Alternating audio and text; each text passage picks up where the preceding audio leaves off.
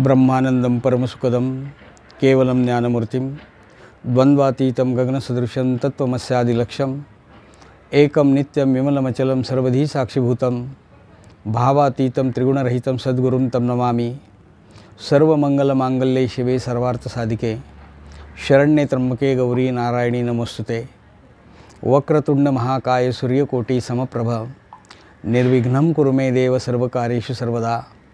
गुरुर्ब्रह्मा गुरुर्विष्णू गुरुर्देव महेश्वरा गुरु साक्षात परब्रह्म तस्मै श्री गुरवे नमः। सर्वांना रामकृष्ण हरी।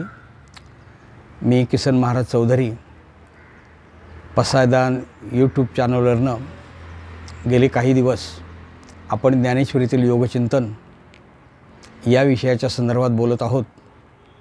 मागचा काही भाग आपण ज्ञानेश्वरीतील 6वा अध्याय किंवा श्रीमद भगवद्गीतेतील 6वा अध्याय आत्मसंयम योग या संदर्भातलं चिंतन ऐकत आहोत। आज या आत्मसंयम योगाचा उत्तरार्ध आपण पाहणार आहोत।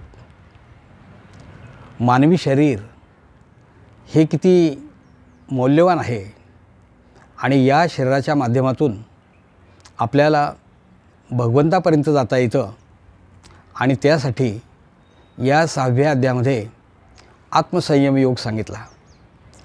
अर्जुनाने अनेक प्रश्न विचारलेले आहेत।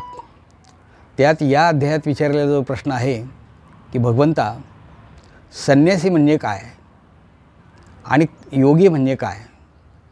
भगवंताने अर्जुनाला संन्यासी आणि योगी या दोघांची लक्षणं सांगितली आणि शेवटी योगी आणि संन्यासी किंवा संन्यासी आणि योगी हे दोघे एकच आहेत हे सांगितलं। आणि मग या योग मार्गातून कुंडलिनी जागृत कशी करावी आणि एकदा कुंडलिनी जागृत झाल्यानंतर त्या व्यक्तीला कोणकोणत्या प्रकारचे अनुभव येतात आणि तो ब्रह्मपदाला जाऊन कसा पोचतो याचं सुंदर अशा प्रकारचं विवेचन ज्ञानेश्वर माऊलींनी अगदी बारकाईने या ठिकाणी केलेलं आहे। कारण मुळातच ज्ञानेश्वर माऊली हे योगीराज आहेत। नाथांनी वर्णन केलं आहे की ज्ञानराज माझी योगी यांची माऊली जेणे निगमवल्ली प्रगट केली। आणि म्हणून आपल्या स्वानुभूतीच्या माध्यमातून माऊलींनी अत्यंत सुंदर अशा प्रकारचं विवेचन या भगवद्गीतेच्या श्लोकांवर आधारित विवेचन केलं। परंतु मी सुरुवातीला सांगितलं होतं की हा जो भाग आहे हा केवळ अनुभूतीचा भाग आहे। असो, अनुभूती घेण्याचा आपण सगळेजण प्रयत्न करूया, त्या मार्गाने जाण्याचा आपण प्रयत्न करूया। आत्मसंयम योग या विषयाच्या उत्तरार्धात अर्जुनाने पुन्हा एक प्रश्न विचारलेला आहे की भगवंता हे संपूर्ण योग मार्गाने जाण्यासाठी किंवा कुंडलिनी जागृत करण्यासाठी निग्रह आणि संयम या 2 गोष्टी महत्त्वाच्या आहेत। या दोन्ही गोष्टींना बरोबर घेऊन माणूस या मार्गाने चालला तरीसुद्धा कधीकधी असंही घडू शकतं देवा। आणि मग प्रश्न विचारला आहे, म्हणून सांगे गोविंदा कवण एको मोक्षपदा झोमत होता श्रद्धा उपाय विण। की या मार्गातून मोक्षाला जाता येतं, पण एखादी व्यक्ती या मार्गाने मोक्षाप्रत जाण्याचा प्रयत्न करते आहे, परंतु मध्येच जर काही घडलं तर माऊली वर्णन करतात, इंद्रिय ग्रामोनी निघाला आस्थेची या वाटे लागला आत्मसिद्धीची या पुढीला नगरा यावया। आत्मसिद्धीच्या नगराला येण्यासाठी तो इंद्रिय ग्रामावरून निघालेला आहे आणि मध्येच तव आत्मसिद्धी न टकेची आणि मागुते न एव वेची, ऐसा असू गेला माझा रीची आयुष्य भानू. इंद्रिय ग्रामावरून निघाला आहे आणि तो आस्थेच्या वाटेनं चाललेला आहे. आत्मसिद्धी त्याला प्राप्त करून घ्यायची आहे, पण मध्येच त्याचं आयुष्य जर संपलं तर? अशा प्रकारचा एक प्रश्न अर्जुनाने भगवंताला विचारला आहे. खरोखर अर्जुनाच्या मनातला हा जो प्रश्न आहे हा तुमचा, माझा, आपल्या सर्व श्रोत्यांचा हाच प्रश्न आहे की प्रयत्न करत असताना मध्येच त्याचं आयुष्य संपलं तर मग अशा व्यक्तीचं काय? भगवंत म्हणतात, अर्जुना, तू जो प्रश्न मला विचारला आहे तो अगदी योग्य अशा प्रकारचा प्रश्न विचारला आहे. त्याचंही उत्तर मी तुला सांगणार आहे. जेव्हा एखादी व्यक्ती या योग मार्गाने या आत्मसिद्धीच्या गावाला जाण्याचा प्रयत्न करते आणि मध्येच आयुष्य जर संपलं तर त्याची केलेली साधना ही कधी वाया जात नाही. तिचा उपयोग पुढच्या जन्मामध्ये त्या व्यक्तीला होत असतो. हा जो पूर्वजन्मी केलेला अभ्यास आहे हा अभ्यास पुढच्या जन्माला योग्य होतो. मी एक सोपं उदाहरण मी सांगत असतो. एखादा मुलगा पुण्यामध्ये शाळेला आहे, 5वीत शिकत आहे आणि त्याच्या वडिलांची बदली नागपूरला झाली. वडील मुलाला घेऊन नागपूरला गेले. त्या ठिकाणी त्याला पुन्हा शाळेमध्ये प्रवेश घेतला, पण तिथे प्रवेश घेताना त्याला काही पहिलीपासून प्रवेश घ्यावा लागत नाही. इथे 5वीपर्यंत त्याचं शिक्षण झालेलं आहे, म्हणजे तिथे त्याला प्रवेश मिळणार आहे तो इयत्ता 6वीमध्ये मिळणार आहे किंवा 6व्या इयत्तेमध्ये प्रवेश मिळणार आहे. म्हणजे त्याने पूर्वी केलेलं जे शिक्षण आहे ते पुढे त्याच्या उपयोगी पडणारच आहे. नेमकं तसंच योगी माणसाच्या जीवनामध्ये घडतं. आपण जो पूर्वजन्मी अभ्यास केलेला असतो आणि काही कारणास्तव आपलं आयुष्य संपलं, एखादी चूक आपल्याकडनं झाली तर तिथपर्यंत आपण जाऊ शकत नाही. मग अशा वेळेला पुढच्या जन्मामध्ये त्या गोष्टीचा उपयोग आपल्याला नक्कीच होतो. याला योगभ्रष्ट असं म्हणतात. आणि अशा प्रकारची योगभ्रष्ट माणसं किंवा अशा प्रकारच्या योगभ्रष्ट व्यक्ती या पुन्हा आत्मसिद्धीच्या मार्गाने भगवंतापर्यंत जाऊ शकतात.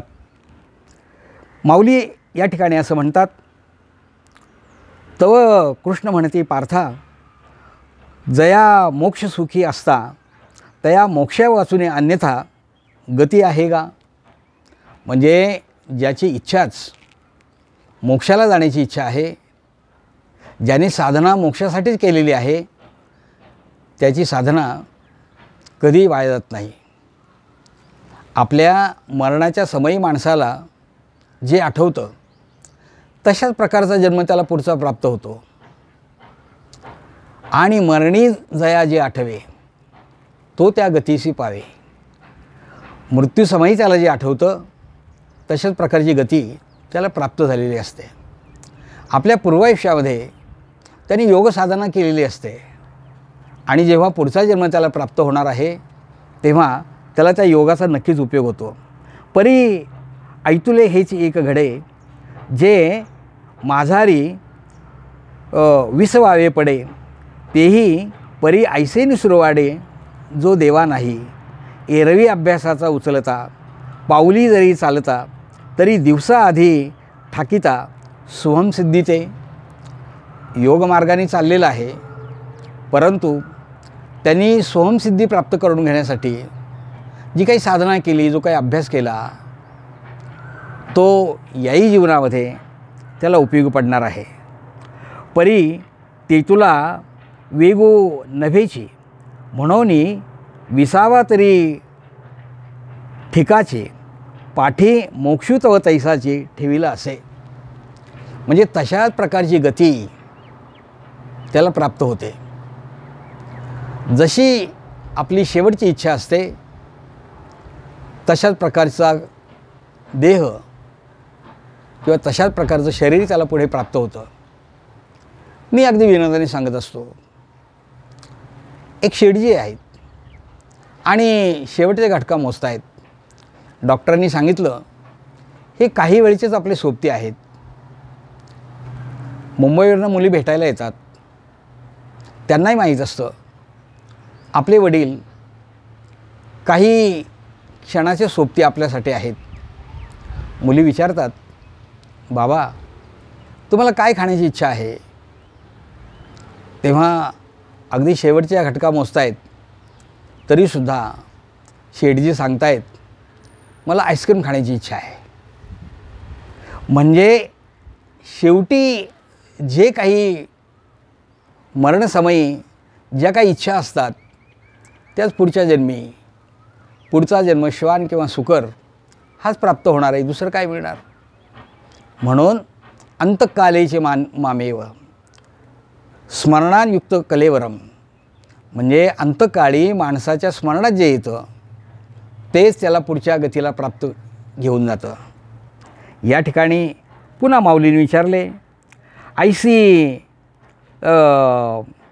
निज पुण्याची जोडी वाढीनली सर्व सुखाची कुळवाडी, तिथे जन्मे तो सुरवाडी योग चितू. आणि मग अशा प्रकारच्या अभ्यास केलेल्या साधना केलेल्या माणसाला योग्य अशा प्रकारच्या घरामध्ये जन्म प्राप्त होतो. पवित्रते कुळ पावन तो देश, जेथे हरीचे दास जन्म घेते. संत ज्ञानेश्वर, संत तुकाराम महाराज हे काय एकदम त्या पदापर्यंत पोचलेले नाहीत. तुकाराम महाराज हे त्या कुळातले किंवा आंबेले परिवारातले हे 8वे वंशज आहेत. विश्वंभर बुवा हे त्यांचे पूर्वज 8वे. पंढरीची वारी कधी चुकत नसे. इतकंच नाही तर वारीला जाता येत नाही म्हणून जेव्हा पांडुरंगाला त्यांनी विनंती केली तेव्हा पांडुरंग देहू गावामध्ये आले. आज जी आपण देहूची पांडुरंगाची मूर्ती पाहतो ती स्वयंभू अशा प्रकारची मूर्ती आहे. मला सांगायचं होतं हे की याच कुळात पुढे तुकाराम महाराजांचा जन्म झाला. जन्मोजन्मी आम्ही बहुपुण्य केले म्हणून या विठ्ठले कृपा केली. एका जन्माचं पुण्य नाही, अनेक जन्माचं हे पुण्य असतं. बहुत सुकृताची जोडी म्हणून विठ्ठल आवडे. जर ज्ञानेश्वर माऊलींच्या पूर्वजांचा इतिहास आपण पाहिला तर गोविंद पंत त्यांचे आजोबा हे अनुग्रहीत होते. गैनीनाथांनी त्यांना अनुग्रह दिलेला होता. त्यांच्या घरामध्ये चालू असलेली ही नाथ परंपरा म्हणजे त्र्यंबक पंत, गोविंद पंत आणि पुढे विठ्ठल पंतांचे वडील आणि विठ्ठल पंत. विठ्ठल पंताची ही 4ही मुलं निवृत्तीनाथ, ज्ञानेश्वर माऊली, सोपान काका, मुक्ताबाई ही अशा प्रकारची योगभ्रष्ट म्हणूया आपण, अशी ही सगळी मंडळी होती. आणि म्हणून या जन्मात त्यांना उपजताची ज्ञानी म्हणजे वयाच्या 16व्या वर्षी ज्ञानेश्वरीसारखा प्रचंड तत्त्वज्ञानाचा ग्रंथ सांगणं ही सोपी गोष्ट नाही. एक प्रकारचा चमत्कार आहे तो. आपल्याला असं वाटतं की 16व्या वर्षी माणूस काय एवढं तत्त्वज्ञान सांगू शकणार आहे का? परंतु असं मात्र नाही. ही पूर्वजन्मी केलेली जी साधना आहे ही साधना या जन्मात उपयोगी पडते. माऊलींनी तेच सांगितलं आहे, ऐसी निज पुण्याची जोडी वाढीनली सर्व सुखाची कुळवाडी, तिये जन्मे तो सुरवाडी योगच्युत. हे योगच्युत किंवा योगभ्रष्ट अशा प्रकारचे मंडळी असतात आणि त्यांना त्यांच्या साधनेचा उपयोग हा या जन्मात होतो. ही केलेली साधना कधी वाया जात नाही. सगळ्या संतांचं जीवन जर आपण असं पाहिलं तर सर्व संत याच मार्गातले आहेत. अगदी या जन्मात त्यांना सगळं काही प्राप्त झालं असं नाही. पूर्वीच्या जन्मात केलेली जी काही साधना आहे ती या जन्मात त्यांच्या उपयोगी पडली. शिर्डीचे साईबाबा असतील, गजानन महाराज असतील, स्वामी समर्थ असतील, रामदास स्वामी असतील, म्हणजे ही जी मंडळी आहेत त्यातही ज्ञानेश्वर माऊली, एकनाथ महाराज, चोखोबा, सोयराबाई अशा प्रकारच्या संतांच्या बाबतीमध्ये आपण पाहतो की त्यांना आईवडिलांची नावं आपल्याला त्यांची सांगता येतील. परंतु स्वामी समर्थ, संत गजानन महाराज यांच्या आईची आणि वडिलांची नावं आपल्याला सांगता येत नाही, पण ते मात्र प्रगट झालेले आहेत.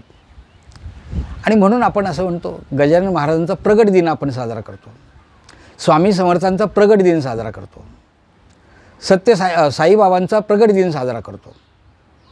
साईबाबा जेव्हा शिर्डीमध्ये आले तेव्हा लोकांनी त्यांना हाक मारली, या साई. त्यांचं तेच नाव पडलं. ते कुठून आले, त्यांची आई कोण, त्यांचे वडील कोण, याबद्दल काहीच आपल्याला सांगता येत नाही. कधी मंदिरात बसावं, कधी मशिदीमध्ये बसावं, कधी अंगावर मुस्लिमांसारखे कपडे परिधान करावेत, कधी हिंदीतून बोलावं, कधी मराठीतून बोलावं, कधी तुळशीची पूजा करावी. म्हणजे ही अशी दोन्ही लक्षणं त्यांच्यामध्ये होती. पूर्वजन्मी केलेलं जे कार्य आहे ते या जन्मी त्यांच्या उपयोगी पडलं. स्वामी समर्थांना जेव्हा चोळाप्पाच्या घरी ते गेले अक्कलकोटला, तेव्हा असंच सकाळच्या वेळेला कलकत्त्याहून एक पाहुणे आले होते आणि त्यांना बसायला एक खुर्ची टाकायला सांगितली. पुन्हा स्वामींनी सांगितलं आणखीन एक खुर्ची टाका. एक पारशीग्रस्त आलेले होते आणि पुन्हा तिसरी पण एक खुर्ची टाका म्हणून सांगितलं. स्वामीजी तिसऱ्या खुर्चीवर बसले आणि कलकत्त्यावरून आलेल्या माणसाने स्वामींना विचारलं, आपण आलात कुठून? स्वामींनी सांगितलं, आम्ही कर्दळीवनातून आलो. तिथून पुढे कलकत्त्याला गेलो, बंगालला गेलो, उत्तर प्रदेशमध्ये गेलो, केदारेश्वरला गेलो. भ्रमण करत करत करत आम्ही महाराष्ट्रामध्ये आलो, नाशिकला आलो, पंढरपूरला आलो, मंगळवेढ्याला आलो, मोहोळला आलो. कोण कोण आपल्याला भेटले हा सगळा इतिहास सांगितला आणि शेवटी आम्ही अक्कलकोटला स्थित झालो. आई कोण, वडील कोण हे आपल्याला सांगता येत नाही त्यांचे. तोच प्रकार गजानन महाराजांचा. पातुरकरांच्या घरी जेवणाचा कार्यक्रम चाललेला आहे आणि अशा वेळेला एक दामोदरपंत कुलकर्णी आणि बंकटलाल अग्रवाल येतात आणि गुष्ट्या पत्रावळीवर अन्न घेऊन खाणारे जेव्हा गजानन महाराज ते पाहतात तेव्हा त्यांची चौकशी करतात. कोण आई, कोण वडील काहीच माहीत नाही. परंतु गजानन महाराज मात्र त्या ठिकाणी स्थिर झाले. बंकटलालांनी आणि दामोदरपंतांनी त्यांना आपलंसं केलं. अवघा भक्त त्यांचा झाला. मी गेलो ऐसे मानू नका, भक्तीत अंतर करू नका, कदा लागी माझे विसरू नका, मी आहे इथेची. अशा प्रकारचा मंत्र त्यांनी दिला. गणगणगणात बोते, गणगणगणात बोते, गणगणगणात बोते हा मंत्र दिला. मी गेलो ऐसे मानू नका अशा प्रकारचा विश्वास दिला. तोच प्रकार स्वामी समर्थांच्या बाबतीमध्ये, भिवू नकोस, मी तुझ्या पाठीशी आहे. किंवा शिर्डीचे साईबाबा श्रद्धा आणि सबुरीचा मंत्र त्यांनी लोकांना दिला. आज ही सगळी मंडळी अशी योगभ्रष्ट संतांच्या सहित आपण पाहतो की कुठे ना कुठे यांनी पूर्वजन्मी साधना केलेली असते आणि ती साधना आपल्या उपयोगी पडते. अर्जुनाने विचारलेल्या प्रश्नाचं उत्तर अर्जुनाला मिळालं की केलेली साधना कधी वाया जात नाही. म्हणून आपण सुद्धा यातून एकच बोध घ्यायचा आहे की मानवी देह आपल्याला प्राप्त झाला आहे. या देहामध्ये मोक्षाप्रत वाटचाल करण्यासाठी आपल्याला जेवढी काही साधना करता येईल, मग ती ज्ञान मार्गातली असेल, कर्म मार्गातली असेल, भक्ती मार्गातली असेल, योग मार्गातली असेल, जी साधना आपल्याला करता येईल त्या साधनेच्या बळावर आपल्याला पुढचा जन्म प्राप्त होतो आणि मोक्षाप्रत आपली वाटचाल आपल्याला करता येते. संत बहिणाबाई आपले 14 जन्म सांगतात की 14 जन्मामध्ये कोण कोण, म्हणजे यांना सगळे पूर्वजन्म आठवतात. महाराजांनी सुद्धा नाही का हेच सांगितलं, आम्ही वैकुंठातून आलो, आम्ही वैकुंठवासी आलो, याचं कारण असे बोलिले साच भावे वर्तावया, झाडू संतांचे मार्ग आडर आणि भरले जग. म्हणजे आपण आलोत कुठून, पुन्हा आपल्याला कुठे जायचं आहे हे संत ज्या वेळेला आत्मविश्वासाने सांगतात त्यावेळेला ते नक्कीच त्यांची साधना उपयोगी पडलेली असते.